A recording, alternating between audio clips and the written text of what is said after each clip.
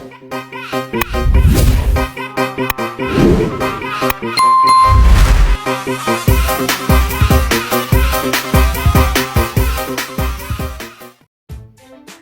semua, kembali lagi bersama saya dan jangan bosan-bosan. Di sini saya akan menyampaikan materi tentang manajemen pembiayaan pendidikan. Selamat menyaksikan. Di sini ada pengantar. Apa sih manajemen pembiayaan pendidikan itu? Jadi, manajemen pembiayaan pendidikan adalah proses perencanaan, pengelolaan, penggunaan, dan evaluasi dana untuk pendidikan agar berjalan efektif dan efisien. Kemudian, pembiayaan meliputi gaji guru, perawatan fasilitas, penyediaan sarana belajar, serta program peningkatan kualitas pendidikan. Dengan adanya pengelolaan dana yang baik, kualitas pendidikan bisa meningkat dan berjalan dengan lancar. Selanjutnya ada tujuan manajemen pembiayaan pendidikan. Yang pertama ada menjamin pendidikan yang berkualitas dengan dana yang cukup. Kedua, menyediakan fasilitas dan sarana pembelajaran yang memadai. Ketiga, meningkatkan kesejahteraan tenaga pendidik seperti guru dan staf sekolah. Kemudian keempat, mengoptimalkan penggunaan dana pendidikan agar lebih efisien. Yang kelima, memastikan keberlanjutan program pendidikan tanpa hambatan finansial. Jadi, tujuan ini menunjukkan bahwa pembiayaan bukan hanya tentang uang saja, tapi juga kesejahteraan tenaga pendidik dan kualitas pembelajarannya. Selanjutnya ada sumber pembiayaan pendidikan. Sumber dana pendidikan bisa berasal dari yang pertama ada APBN dan APBD, yaitu dana dari pemerintah pusat dan daerah. Kemudian kedua ada dana BOS atau bantuan operasional sekolah yang berasal dari subsidi pemerintah untuk sekolah-sekolah negeri dan swasta. Kemudian ketiga itu ada SPP dan iuran. Biasanya biaya ini yang dibayarkan oleh orang tua siswa. Kemudian yang keempat ada dana hibah dan CSR, yaitu bantuan dari perusahaan atau organisasi tertentu. Kemudian kelima atau yang terakhir itu ada donasi dan sumbangan masyarakat, yang mana bantuan sukarela dari individu atau lembaga. Jadi, pendidikan yang baik membutuhkan dukungan dana dari berbagai pihak agar berjalan dengan optimal. Lanjut, di sini ada komponen pembiayaan pendidikan. Jadi di sini ada beberapa komponen. Yang pertama itu ada gaji dan tunjangan tenaga pendidik seperti guru, kepala sekolah, dan staf administrasi. Kemudian kedua, pembangunan dan pemeliharaan fasilitas sekolah, yaitu gedung, perpustakaan, dan laboratorium. Kemudian ketiga, pengadaan sarana pembelajaran, yaitu seperti buku, alat tulis, komputer, dan internet. Keempat, ada kegiatan ekstrakurikuler dan pengembangan siswa, yaitu olahraga, seni, dan lomba-lomba. Kemudian kelima, penelitian dan pengembangan kurikulum untuk meningkatkan kualitas pendidikan. Jadi semua komponen ini sangatlah penting agar sistem pendidikan bisa berjalan dengan baik. Selanjutnya ada prinsip manajemen pembiayaan pendidikan. Di sini ada beberapa prinsip. Yang pertama efisiensi, yaitu dana digunakan secara optimal dan tidak terbuang sia-sia. Kedua ada transparansi, yaitu pengelolaan dana harus jelas dan bisa dipertanggungjawabkan. Kemudian ketiga berkelanjutan, pembiayaan harus dirancang untuk jangka panjang. Keempat, pemerataan, dana harus didistribusikan secara adil untuk semua daerah.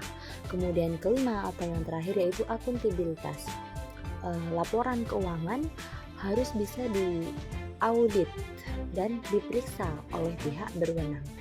Jadi dengan prinsip ini, dana pendidikan dapat digunakan dengan lebih baik dan terhindar dari penyalahgunaan.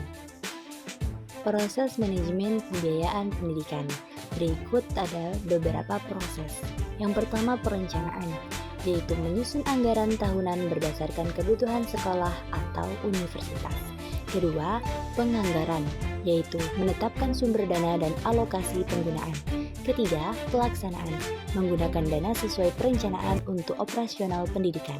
Keempat, pengawasan, memastikan dana digunakan dengan benar dan tidak terjadi penyalahgunaan.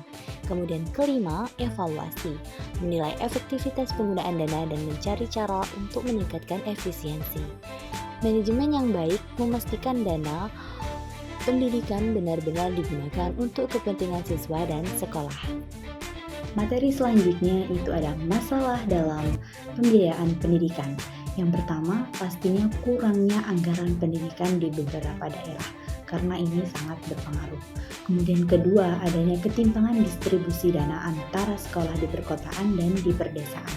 Kemudian yang ketiga, penyalahgunaan dana pendidikan seperti korupsi dan penggunaan yang tidak tepat. Kemudian yang keempat, kurangnya transparansi dalam laporan keuangan sekolah. Kemudian yang kelima, tingginya biaya pendidikan di sekolah swasta dan perguruan tinggi. Masalah ini menjadi tantangan dalam memastikan semua siswa mendapatkan pendidikan yang layak. Solusi untuk meningkatkan manajemen pembiayaan pendidikan. Yang pertama itu bisa meningkatkan anggaran pendidikan agar semua sekolah mendapatkan dana yang cukup. Kedua, mengawasi distribusi dana agar lebih adil dan merata. Ketiga, menerapkan transparansi dalam pengelolaan keuangan dengan laporan yang terbuka. Kemudian keempat, mengoptimalkan penggunaan teknologi untuk mendukung efisiensi dana pendidikan. Kemudian kelima, ada meningkatkan kerjasama dengan sektor swasta untuk pendanaan tambahan. Jadi, dengan adanya solusi ini, pembiayaan pendidikan bisa lebih efektif dan merata. Selanjutnya ada perbandingan pembiayaan pendidikan di berbagai negara.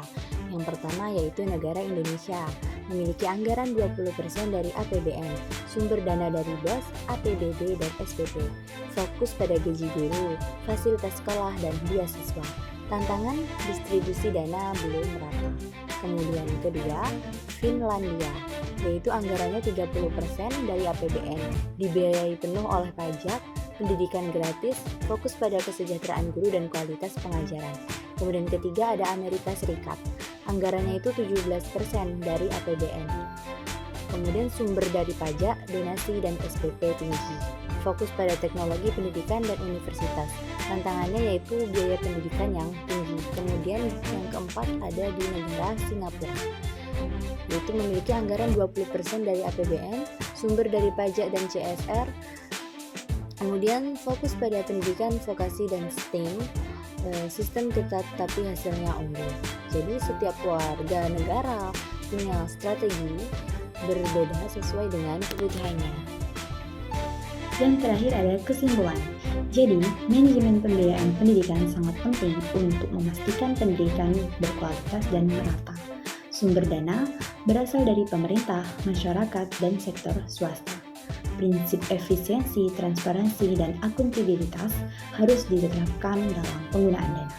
Tantangan seperti ini seperti kurangnya dana dan penyalahgunaan harus diatasi dengan kebijakan yang tepat.